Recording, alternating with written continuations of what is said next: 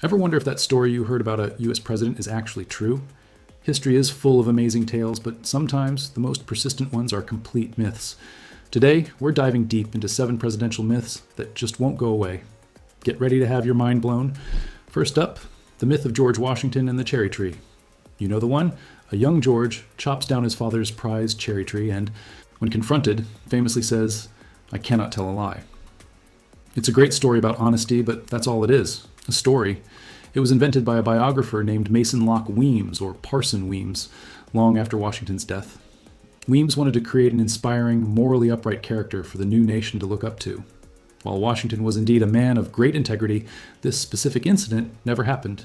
The tale first appeared in the 5th edition of Weems's biography, and it was so popular that it cemented itself in American folklore. So next time you hear it, you can politely set the record straight. Myth number 2. William Howard Taft got stuck in a White House bathtub.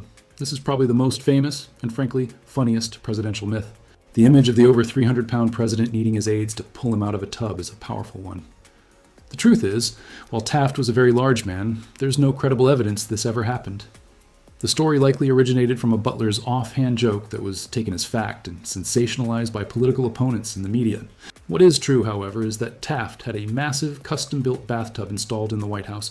It was over 7 feet long and 3.5 feet wide, big enough to fit 4 normal-sized men. So, while he had the tub for it, the story of him getting stuck is just a tall tale that has stuck around for over a century. Let's move on to myth number 3. Andrew Jackson had a parrot that was removed from his funeral for swearing. This one is almost too good to be true, and that's because it is, mostly. The story goes that Jackson's beloved pet parrot, Pole, had to be escorted out of his 1845 funeral because it wouldn't stop cursing. While it's true Jackson owned a parrot, the funeral story is an exaggeration that appeared decades later. The first account of this came from a single, unverified source long after the event. Historians believe it was likely a fabricated anecdote to add some color to Jackson's already fiery reputation. Jackson was known for his rough language, so it's plausible his parrot picked up a few choice words, but the dramatic scene at his funeral? That's a myth. Myth number 4.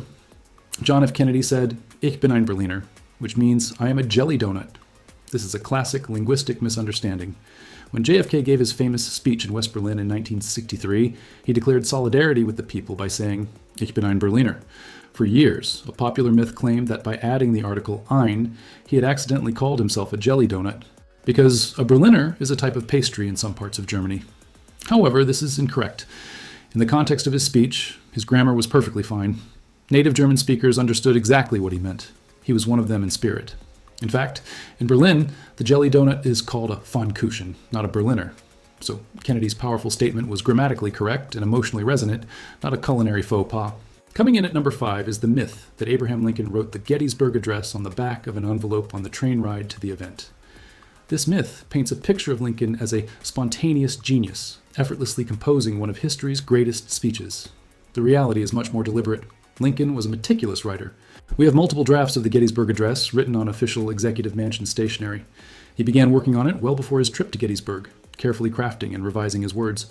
While he might have made some final tweaks on the train, the core of the speech was the product of careful thought and preparation, not a last-minute burst of inspiration on an old envelope. It shows his dedication, which is arguably more impressive than the myth itself. Myth number 6.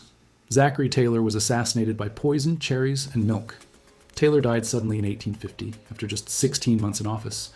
The official cause of death was cholera morbus, a gastrointestinal illness, but rumors of assassination began to fly almost immediately, with many suspecting pro-slavery Southerners of poisoning him. The theory was that on a hot 4th of July, he consumed a large amount of iced milk and cherries, which were supposedly laced with arsenic. This conspiracy theory was so persistent that in 1991, his body was exhumed for testing. Scientists performed modern forensic analysis on his hair and fingernail samples. The result? They found only normal trace levels of arsenic, nowhere near enough to be fatal. The conclusion was clear. President Taylor died of natural causes, likely from contaminated food or water in a time before modern sanitation. And finally, our 7th myth. Franklin Delano Roosevelt knew about the attack on Pearl Harbor in advance, and let it happen to get the U.S. into World War II. This is one of the most enduring and damaging conspiracy theories in American history. Proponents claim Roosevelt needed a catastrophic event to overcome America's isolationist sentiment and convince the public to join the war. But there is zero credible evidence to support this. While U.S. intelligence knew that Japan was planning military action, the specific target Pearl Harbor was a complete surprise. The investigative commissions and countless historical studies that followed have all concluded that the attack was a result of intelligence failures and Japanese strategic cunning, not a secret plot by the American president. It was a tragic failure of preparedness, not a deliberate sacrifice. So there you have it. 7 persistent myths about U.S. presidents officially debunked. History is often more complex and nuanced than the simple stories we're told. It's always worth digging a little deeper to find the truth. Which of these myths surprised you the most? Let me know in the comments below. Thanks for watching, and if you enjoyed this journey through history, don't forget to like this video and subscribe for more content. See you next time.